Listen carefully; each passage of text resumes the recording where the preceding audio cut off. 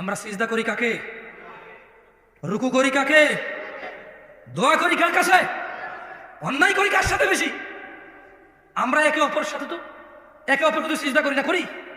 তাহলে যা নামাজ পড়েন নাই, যা রোজা রাখেন নাই, যা দাড়ি কাটছেন, যা গান শুনছেন, যা সিনেমা নাটক দেখছেন, খালাস। ইরজিই, আল্লাহর দিকে ফিরে আসেন। ইরজিই ইলা রাব্বিকা রাদিয়াতাম মারদিয়াহ। ও দিনাজপুরের মানুষ, ও দিনাজপুরের আমার বড় ভাইরা, ছোট ভাই, সন্তুষ্ট চিত্তে রবের দিকে ফিরে আসো। তোমার পূর্বে কোন মানুষ বেঁচে ছিল আর চির যুবক ছিল, এটা হয়নি, হবে না। তোমার পূর্বে কোন মানুষ চির সুস্থ ছিল, এটা হয়নি, হবে না। তোমার পূর্বে কোন মানুষ কোনদিন কষ্ট পায়নি, এমনটা হয়নি, এটা হবে না। তোমার পূর্বে কোন মানুষ বিষণ্ণতায় ভোগে নাই, এমনটা হয়নি, হবে না, তোমার সাথেও হবে না। এটা আসো, আল্লাহর দিকে ফিরে আসো, আসো, আল্লাহর দিকে ফিরে আসো। দুটা চারটা মেয়ের সাথে কথা বলেছ, অন্যায় হয়েছে, তুমিও জানো আমিও জানি, কিন্তু তোমার রবের আহ্বানে সাড়া দাও, রবের আহ্বানে সাড়া দাও। ভাই আমার, থামো, যেখানে আছো থামো।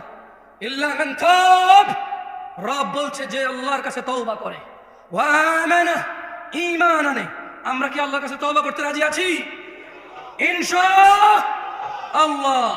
রব বলছে ইল্লা মান তাব, যে তওবা করে, যে অপরাধ থেকে আল্লাহর কাছে ফিরে আসে, ওয়া আমানা, কার প্রতি ঈমান আনে, ওয়া আমিলা আমালান সালিহা, এবং যে সৎ কর্ম সম্পাদন করে, ফাউলাইকা ইউবাদদিলুল্লাহু সাইয়্যাতিহিম হাসানাত।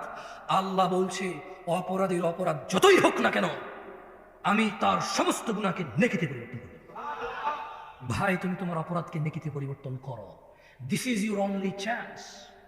এটা তোমার একমাত্র সুযোগ, এই পৃথিবী, এই জীবন, এই নিঃশ্বাস, এই সুস্থতা, এই স্বাধীনতা, এই সুস্থতা, এই স্বাধীনতা, এই যৌবন, এটা তোমার একমাত্র সুযোগ গুনাহকে নেকিতে পরিবর্তন করার।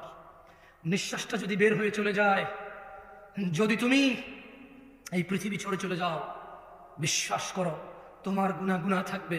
তিনি তোমার রব, তিনি জানে, তুমি জানো, আমি জানি না কি হবে।